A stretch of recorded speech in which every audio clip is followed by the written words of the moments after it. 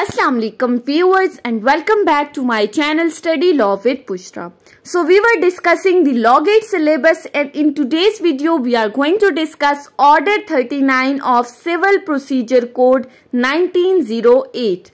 But before starting the discussion, I request you all to please subscribe to my channel and don't forget to press the bell icon for latest updates. Do share this video with your friends and don't forget to comment your feedback. So let's move towards the discussion. Order 39 basically दो चीजों को explain कर रहा है. First part में Order 39 deal करता है temporary injunctions के साथ और सेकेंड पार्ट में ऑर्डर 39 एक्सप्लेन कर रहा है इंटरलोक्यूटरी ऑर्डर्स को. अब आज की इस वीडियो में हम इस ऑर्डर का फर्स्ट पार्ट डिस्कस करेंगे जो कि डील करता है टेम्पररी इंजंक्शंस के साथ. टेम्पररी इंजंक्शंस जिसको हम प्रैक्टिकल लैंग्वेज में नॉर्मली कहते हैं कि स्टे ले लेना, कोर्ट से स्टे ऑर्डर ले लेना, तो वो इस ऑर्डर 39 के अंडर हम लेते हैं. इस ऑर्डर का रूल 1 से लेकर रूल 5 तक एक्सप्लेन करता है टेम्पररी इंजंक्शंस को, जबकि रूल 5 से रूल 10 इंटरलोक्यूटरी ऑर्डर को डिस्कस करता है. हमारा उसके साथ आज की वीडियो में कोई कंसर्न नहीं है. So starting with temporary injunctions, rule 1 कहता है cases in which temporary injunctions may be granted, यानी कि वो कौन से केसेस हैं जिनमें कोर्ट आपको टेम्पररी इंजंक्शंस ग्रांट करती है, कोर्ट आपको स्टे ऑर्डर देती है. सो रूल 1 कहता है कि where in any suit it is proved by the affidavit और अदरवाइज, किसी भी सूट में अगर आप एफिडेविट से या किसी भी तरह से ये चीज प्रूव कर देते हो, जो आगे हमें दो सिचुएशंस, दो सर्कमस्टांसेस बताए हैं, यानी अगर आप एफिडेविट के थ्रू या किसी भी तरह अगर आप कोर्ट को ये प्रूफ कर देते हो, पहली बात that any property in a dispute is in danger of being wasted, यानी कि जो आपकी प्रॉपर्टी डिस्प्यूटेड है, जिस पर आपका कॉन्फ्लिक्ट चल रहा है, आपको ये खतरा है कि उस प्रॉपर्टी को वेस्ट कर दिया जाएगा, वो प्रॉपर्टी जाया हो जाएगी या उस प्रॉपर्टी को किसी भी किस्म का कोई नुकसान पहुंचेगा, उसके डैमेज होने का खतरा है, या तीसरी बात alienated by any party to the suit, कि कोई भी पार्टी इसको फर्दर ट्रांसफर कर देगी, एलिनेट मीन्स किसी और को दे देगी, या फिर रॉन्गफुली सोल्ड कर देगी, उसको बेच देगी. तो ऐसी सूरत में आप कोर्ट को अप्लाई कर सकते हो. ये पहली सिचुएशन है. दूसरी सिचुएशन जहां पर डिफेंडेंट आपको धमका रहा है और इंटेंड्स टू रिमूव और डिस्पोज ऑफ हिज प्रॉपर्टी, या फिर उसका ये इरादा है कि वो उस अपनी प्रॉपर्टी को डिस्पोज ऑफ कर दे, खत्म कर दे, उसको रिमूव कर दे, वहां से हटा दे, और उसकी इंटेंशन क्या है कि वो अपने क्रेडिटर्स को धोखा दे दे,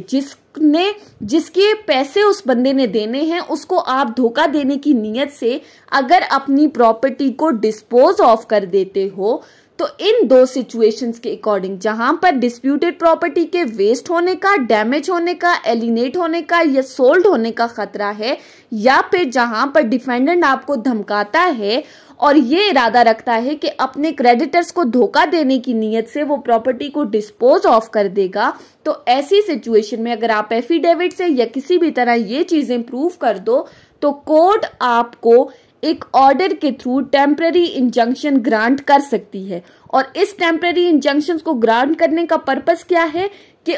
रिस्ट्रेन किया जाए डिफेंडेंट को, कि जो आपको धमका रहा है या जिससे आपकी प्रॉपर्टी को जाया होने का खतरा है, तो उसको रोका जाए कि वो ऐसा कोई काम ना करे, आपकी प्रॉपर्टी को वेस्ट होने से, डैमेज होने से, एलिनेट होने से या रॉन्गफुली सोल्ड होने से. तो कोर्ट आपको टेम्पररी इंजंक्शन ग्रांट करती है जितने अरसे तक कोर्ट समझती है कि ग्रांट किया जा सकता है, अनटिल तब तक जब तक कि फाइनली उस सूट को डिस्पोज ऑफ नहीं कर दिया जाता या किसी भी और ऑर्डर तक जितना कोर्ट को सही लगता है. उसके बाद आता है रूल 2. रूल 2 एक्सप्लेन करता है इंजंक्शन टू रिस्ट्रेन रेपिटिशन और कॉन्टिन्यूएंस ऑफ ब्रीच. अब इसमें ब्रीच ऑफ कॉन्ट्रैक्ट की बात की गई है। सिंपली ब्रीच ऑफ कॉन्ट्रैक्ट को एक्सप्लेन किया गया है रूल 2 के अंदर कि इन any suit for restraining the defendant from committing a breach of contract और एनी अदर इंजरी, किसी भी सूट में जहां पे आप डिफेंडेंट को रोक रहे हो कि वो ब्रीच ऑफ कॉन्ट्रैक्ट ना करे या फिर किसी भी किस्म की कोई इंजरी आपकी प्रॉपर्टी को कॉज ना करे, तो ऐसी सिचुएशन में जहां पर आपने सूट के अंदर कंपनसेशन क्लेम की है या नहीं, प्लेंटिफ के पास ये राइट है कि वो after the commencement of the suit file करने के बाद या फिर बिफोर जजमेंट आने से पहले वो कोर्ट को अप्लाई कर सकता है। टेम्पररी इंजंक्शंस के लिए वो कोर्ट को एप्लीकेशन देता है कि वो टेम्पररी इंजंक्शंस ग्रांट करे ताकि उस डिफेंडेंट को रोका जाए कि वो ऐसा कोई ब्रीच ऑफ कॉन्ट्रैक्ट ना करे या किसी भी किस्म की कोई इंजरी प्रॉपर्टी को कॉज ना करे, जो कि आपको लगता है कि उसके किसी एक्ट से प्रॉपर्टी को इंजरी कॉज हो सकती है, तो उस सूरत में आप कोर्ट को अप्लाई कर सकते हो टेम्पररी इंजंक्शंस के ऑर्डर के लिए। ये रूल 1 में कही गई थी for restraining the defendant from committing the breach of contract. उसके बाद रूल 2 का सब रूल 2 कहता है the court may by order grant such injunctions on such term के कोर्ट एक ऑर्डर के थ्रू टेम्पररी इंजंक्शंस ग्रांट कर सकती है। अब ये कोर्ट ने डिसाइड करना है कि उसने कितने दौरानिये के लिए ये टेम्पररी इंजंक्शंस ग्रांट करनी है, या तो वो डिफेंडेंट से कोई सिक्योरिटी लेकर टेम्पररी इंजंक्शन ग्रांट कर सकती है या किसी भी तरह जिस तरह कोर्ट को सही लगता है। उसके बाद रूल 2 सब रूल 3 क्या कहता है, इन केस ऑफ डिसओबीडियंस और breach of any such term, यानी कोर्ट ने इंजंक्शन को ऑर्डर दे दिया और डिफेंडेंट उस ऑर्डर को नहीं मान रहा, वो डिसओबे कर रहा है कोर्ट के इस ऑर्डर को, टेम्पररी इंजंक्शंस के ऑर्डर को, तो कोर्ट उसकी इस डिसओबीडियंस की वजह से उसकी प्रॉपर्टी को अटैच कर सकती है या फिर ऑर्डर कर सकती है कि उस बंदे को इम्प्रिजनमेंट दी जाए, लेकिन वो इम्प्रिजनमेंट 6 महीने से ज्यादा की नहीं होगी। ये बात आपने याद रखनी है कि 6 महीने तक सिर्फ उस बंदे को डिटेन किया जा सकता है या फिर इसके दौरान अगर कोर्ट चाहे तो उसको रिलीज भी कर सकती है।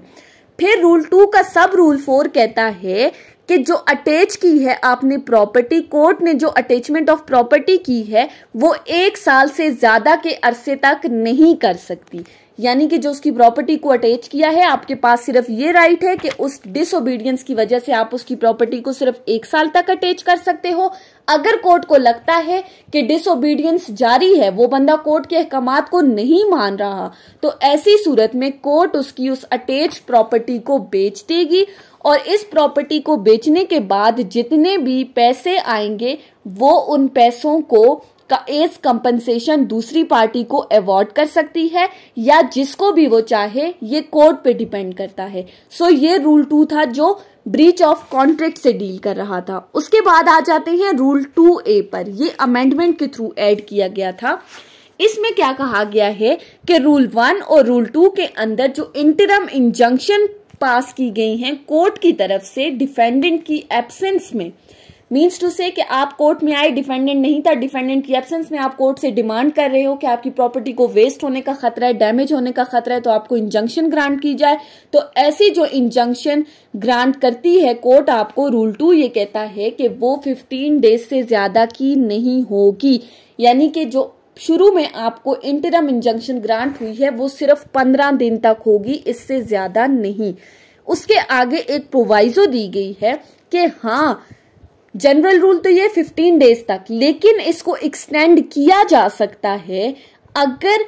डिफेंडेंट कोर्ट के अंदर प्रेजेंट नहीं हुआ और आप ये चीज प्रूव कर देते हो कि जो डिले ऑफ डिफेंडेंट है to be present in the court वो प्लेंटिफ के पार्ट पर नहीं हुआ, यानी कि उसके सर्विस ऑफ द समन में डिले की वजह से डिफेंडेंट कोर्ट में नहीं आया। यानी आपने समन भेजा था डिफेंडेंट को वो समन मिला, उस समन मिलने के बावजूद वो कोर्ट में नहीं आया, यानी आपके पार्ट पर गलती नहीं, आपने समन भेज दिया था, उसको मिला है, उसके बावजूद अगर वो कोर्ट में नहीं आता तो फिर कोर्ट इस टाइम पीरियड को एक्सटेंड कर सकती है। उसके बाद रूल 2 भी कहता है कि जो इंजंक्शन रूल 1 और रूल 2 के अंडर दिया गया है, पार्टीज को सुनने के बाद या डिफेंडेंट को नोटिस देने के बाद कोर्ट का जो ये इंटरम इंजंक्शन है ये फर्दर एक्सटेंड होके आपको 6 महीने तक फाइनल डिस्पोजल ऑफ सूट पे दिया जा सकता है। यानी कि जब कोर्ट ने पार्टीज को सुन लिया, एविडेंसेस रिकॉर्ड कर लिए, डिफेंडेंट कोर्ट में आ गया, प्रॉपर प्रोसीडिंग्स हुई,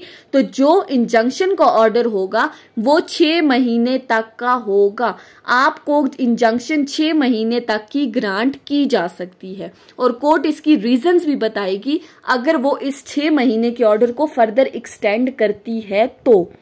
उसके बाद रूल 2B की प्रोवाइजो ये कहती है कि ये जो एक्सटेंशन का ऑर्डर होगा, जो कोर्ट बताएगी कि उसने एक्सटेंशन क्यों दिया है, वो इस एक्सटेंशन की एक रिपोर्ट हाई कोर्ट को सबमिट करेगी कि उसने किन वजूहात की बिना पर इस 6 मंथ के टेम्पररी इंजंक्शन को फर्दर एक्सटेंड किया है। उसके बाद आ जाते हैं रूल 3 के ऊपर। रूल 3 क्या कहता है? Before granting the injunction court direct the notice to the opposite party.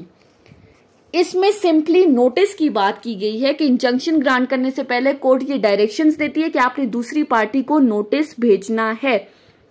अब इसका क्या कहता है रूल 3? क्या कहता है क्लॉज 1 के अंदर कि कोर्ट तमाम केसेस में टेम्पररी इंजंक्शन ग्रांट करने से पहले इस टेम्पररी इंजंक्शंस का नोटिस एक एप्लीकेशन के थ्रू प्रॉपर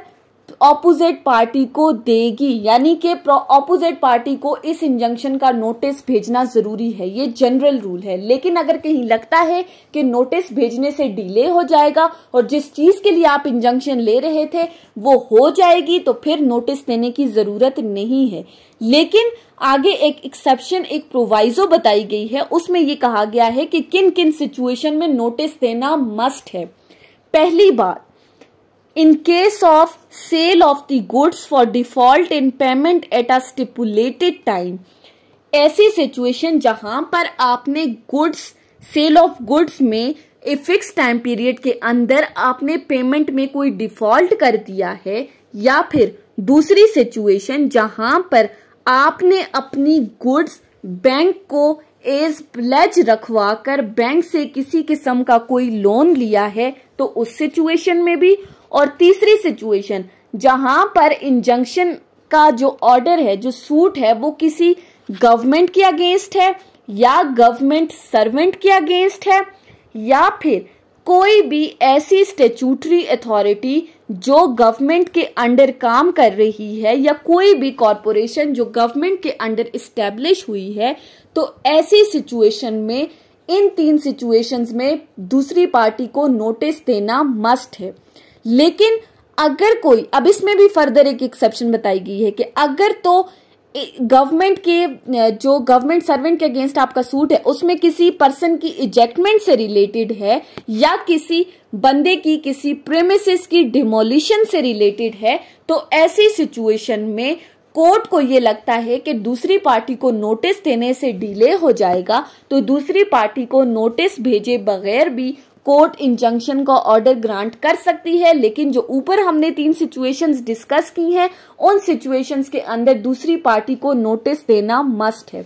अब इसमें आगे एक फर्दर प्रोवाइजो कही गई है कि ये जो आप नोटिस दोगे गवर्नमेंट को या गवर्नमेंट सर्वेंट को या किसी भी स्टैट्यूटरी बॉडी को जो गवर्नमेंट के अंडर काम कर रही है या गवर्नमेंट के अंडर कोई कॉरपोरेशन एस्टैब्लिश हुई है, उसको जो आपने नोटिस देना है, वो नोटिस, अब उसमें लिमिटेशन बताई गई है, 2 दिन से कम का नहीं होना चाहिए और 7 दिन से ज्यादा का नहीं होना चाहिए वो नोटिस जो आप इन बंदों को दोगे अंडर रूल 3। उसके बाद आता है रूल 4 जो कि डील करता है that order for injunction may be discharged, varied और सेट असाइड। अब इसमें क्या कहा गया है कि कोर्ट का जो इंजंक्शन ऑर्डर है उसको डिस्चार्ज भी किया जा सकता है, वेरी भी किया जा सकता है और सेट असाइड भी किया जा सकता है। क्या कहता है rule 4, an order for injunction may be discharged by any party dissatisfied with such order. अब डिससेटिस्फाई कौन सी पार्टी होगी? जिसके अगेंस्ट इंजंक्शन ऑर्डर पास किया, जो आपका डिफेंडेंट है। तो अगर डिफेंडेंट को ये लगता है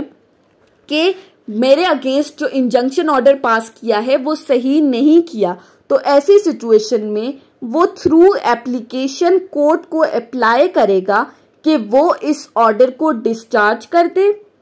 या फिर इसमें किसी किस्म की कोई चेंजेस करे, या फिर इसको सेट असाइड कर दे। यानी कि जो पार्टी कोर्ट के इंजंक्शन ऑर्डर से डिससेटिस्फाई है वो अंडर रूल 4 कोर्ट को अप्लाई कर सकती है इस ऑर्डर को डिस्चार्ज करने के लिए, चेंजेस करने के लिए या सेट असाइड करने के लिए। उसके बाद आता है रूल 5। रूल 5 डील करता है injunction to corporation binding on its officers. अब इसमें क्या बात की गई है?